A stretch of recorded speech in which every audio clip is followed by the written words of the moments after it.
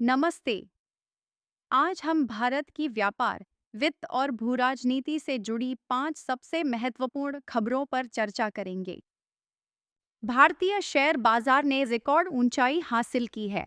Nifty 50 और BSE Sensex नए record स्तर पर पहुंच गए हैं। यह वृद्धि मजबूत अर्थव्यवस्था और अपेक्षित आय सुधार से प्रेरित है, जिससे निवेशकों में सकारात्मक भावना और विश्वास बढ़ा है। जेपी मॉर्गन का अनुमान है कि निफ्टी 50 2026 के अंत तक 30,000 तक पहुंच सकता है, जो मौजूदा स्तरों से 15% की वृद्धि दर्शाता है।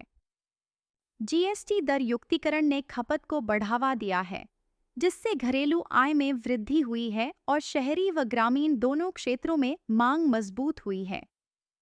वित्त मंत्रालय की रिपोर्ट है कि वैश्विक अनिश्चितताओं के बावजूद अर्थव्यवस्था वित्त वर्ष 2026 तक अपनी वृद्धि की गति बनाए रखने के लिए तैयार है। भारत की दूसरी तिमाही की जीडीपी वृद्धि मजबूत बनी हुई है, जिसमें उपभोक्ता मांग और निर्यात ने वृद्धि को बढ़ावा दिया है। अर्थशास्त्रियों का अनुमान है कि आने वाली तिमाहियों में कुछ मंदी आ सकती है और भारतीय रिजर्व बैंक ब्याज दरों में कटौती कर सकता है। सरकार को उम्मीद है कि मजबूत घरेलू मांग और निवेश में वृद्धि के कारण भारतीय अर्थव्यवस्था वित्त वर्ष 2026 में 7% वास्तविक जीडीपी वृद्धि हासिल करेगी। भारत जटिल वैश्विक भूराजनीतिक परिवर्तनों को नेविगेट कर रहा है, जिसमें संयुक्त राज्य अमेरिका, यूरोपीय संघ और चीन जैसे प्रमुख शक्तियों के साथ संबंधों को संतुलित किया जा रहा है। भारत का चीन और रूस के साथ बेहतर संबंध क्षेत्रीय पुनर्संतुलन को उजागर करते हैं, जबकि अमेरिका का एकतरफापन बहुपक्षीय स्थान को कम कर रहा है। भारत को चीन के साथ विश्वास करो लेकिन सत्यापित करो कूटनीति का पालन करने की आवश्यकता है, खासकर सीमा वार्ताओं के बीच।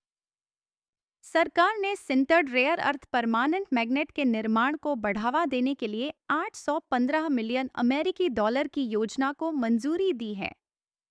एक सरकारी पैनल निर्यातकों के लिए नए एसआईजेड मानदंडों पर काम कर रहा है ताकि वे घरेलू बाजार तक पहुंच सकें।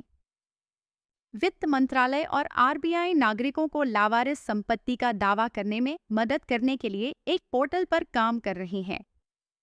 नए श्रम कोड जेल प्रावधानों को 22 तक कम करते हैं, जिससे नियोक्ताओं को राहत मिलती है और व्यापार करने में आसानी होती है। ये पहल विनिर्माण, निर्यात और व्यापार करने में आसानी को बढ़ावा देने, आर्थिक विकास और स्थिरता में योगदान करने के उद्देश्य से हैं। भारतीय रिजर्व बैंक की मौद्रिक नीति समिति दिसंबर की शुरुआत में मिलने वाली है, जिसमें संभावित ब्याज दर में कटौती पर विचार किया जाएगा। यह निर्णय उधार लेने की लागत और निवेश गतिविधियों को प्रभावित करने में महत्वपूर्ण होगा।